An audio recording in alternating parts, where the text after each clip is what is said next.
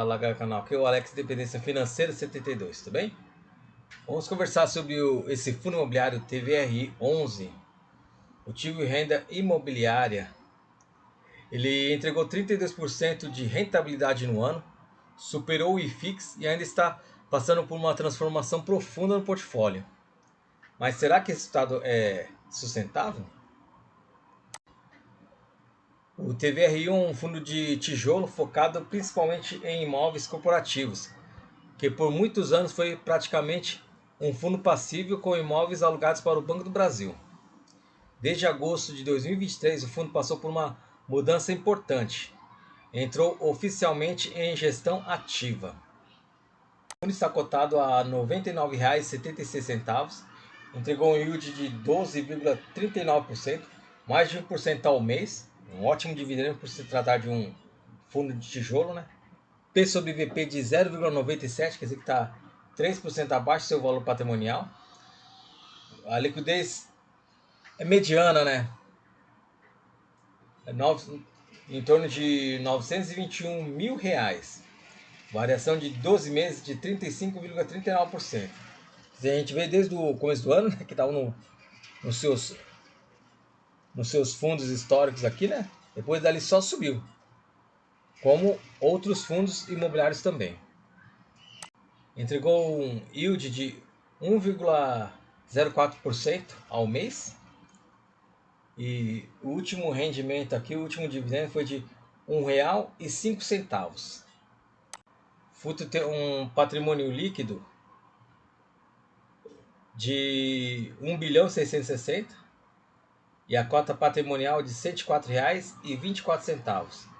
Possui 59 ativos, uma ABL de 293.656 e tem uma vacância física de 3,2%.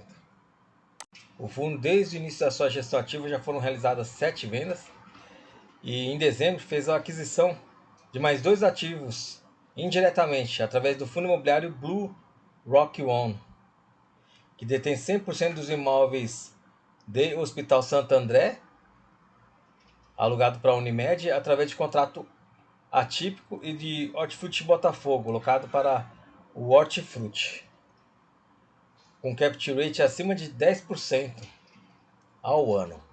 O imóvel do Santo André é um contrato atípico que vence em 2037 e o Hortifruti Botafogo é um contrato também atípico que vence em 2035.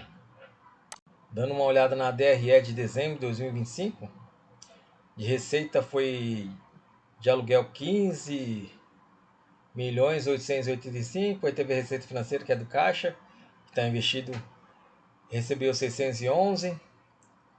A gente vê aqui, ó, eles estão fazendo várias obras, né? Porque muitos imóveis são bem antigos, né? Então eles estão modernizando alguns imóveis. Aí tem o custo de ocupação e despesa administrativa aqui, ó. Então o resultado recorrente foi de 94 centavos. O resultado total foi de 95. O fundo teve um resultado de 95 e distribuiu R$ 1,05. Então ele praticamente usou 10 centavos da reserva de lucro não distribuída. E ainda tem uma reserva de lucro não distribuída de 32 centavos por cota. O interessante é que o fundo vem entregando um resultado até que bem alto, né? Mesmo só com um resultado recorrente, que é esse daqui, ó. Nessa cor mais clara aqui, ó. Eu sou meio daltônico, né? Nessa cor mais clara aqui, de 94 centavos por cota. E o resultado não recorrente quase não vem entrando nesses últimos 4 meses. No estado gerado aqui ele vem bem linear, né, na sua distribuição, de 1 a 1,5, né? E ele entregou, o resultado foi maior que a distribuição só em 3 meses aqui, né? Em janeiro, em julho e agosto, né? Mas mesmo assim ele consegue ainda manter aqui, ó, um resultado gerado não distribuído aqui ainda que é esse gráfico cinza aqui de baixo aqui, ó, que é de 32 centavos por cota. A rentabilidade líquida é bem interessante desse fundo, né? A gente vê aqui, ó, desde dezembro de 2012 a dezembro de 2005, ele teve uma rentabilidade aqui, ó, de quase 250%. É o valor no secundário reinvestindo os dividendos. E a cota aqui, ó, patrimonial, ela vem evoluindo, né? Vem numa crescente. Porque eles fazem sempre a reavaliação dos imóveis, né? E com isso ele acaba até repassando a inflação, né, do período. Se a gente for ver bem aqui, ó, desde janeiro de 2025 a dezembro, teve um reajuste aqui de valor patrimonial de 3,24% em 12 meses. Essa valorização fica acruada no valor patrimonial. Aí quando o fundo ele vende algum imóvel com lucro, aí a gente consegue realizar essa valorização patrimonial, que é o lucro que é a inflação, né? Então por isso quando ele vende, aí esse valor patrimonial tende a cair novamente, porque o que vai entrar no lucro, o que vai entrar no caixa do fundo vai ser só o valor que foi investido, não a valorização. A valorização praticamente vai ser o nosso lucro que a gente vai receber através de dividendos. Composição da carteira do fundo de ativos tem mais de 1 bilhão e 600, tem dívida aqui de 35 milhões, mas esse caixa aqui ele cobre essa dívida tranquilamente e ainda ele vai ter aqui, ó, um positivo aqui de mais de 61 milhões de reais de vendas a receber dos imóveis que eles venderam. Aí tem a pagar aquisições de ativos mais 11 milhões e 800 e e a composição aqui líquida é de 1.659.000. Esse valor total a receber de 61 milhões e 400, 26 milhões e 970 vai receber no primeiro semestre de 2026, aí no segundo semestre vai ser 16 milhões e 470, aí no primeiro semestre de 2027 vai ser mais 11 milhões. Por isso você vendo aqui, ó, o fundo está bem tranquilo, né, quanto às suas alavancagens, né? Então o cotista pode ficar bem tranquilo referente a essa situação. O gestor já coloca, o fundo não possui alavancagem ou obrigações futuras por compra de ativos.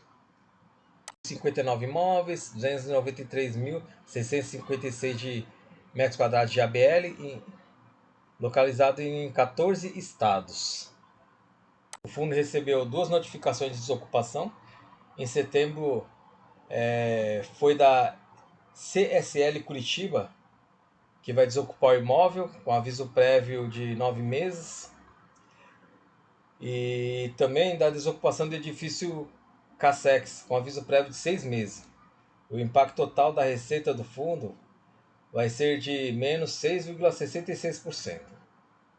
O metro quadrado aqui dos imóveis vem se valorizando, né? De janeiro de 2025, que era R$ 54,80, subiu para R$ 59,80,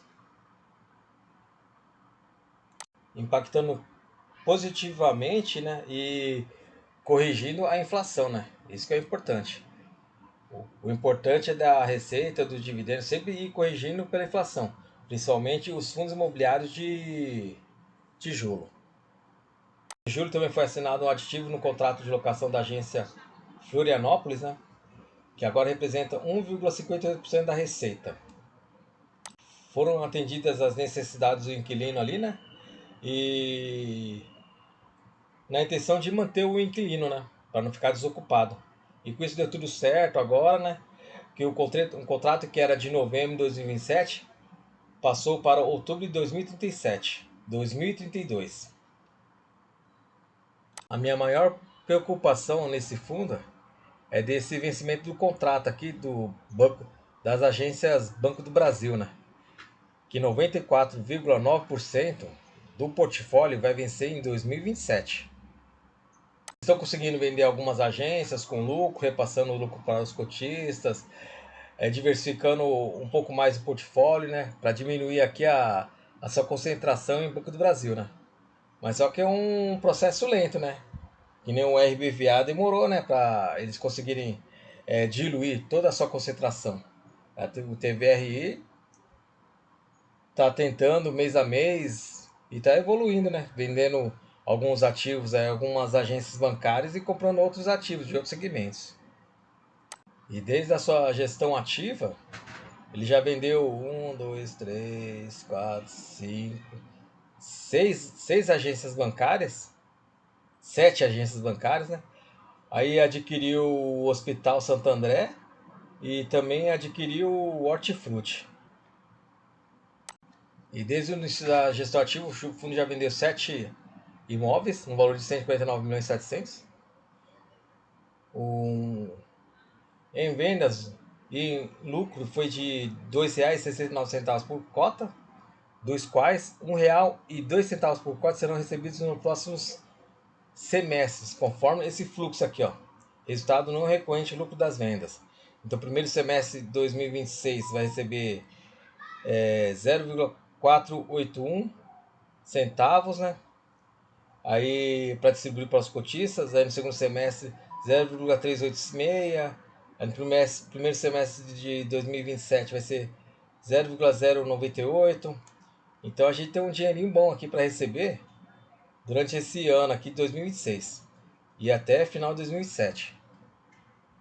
Isso aqui que eu acho bem interessante também, que os primeiros recursos que o fundo recebeu, ele investiu em modernização do portfólio, dos imóveis que eles têm, né?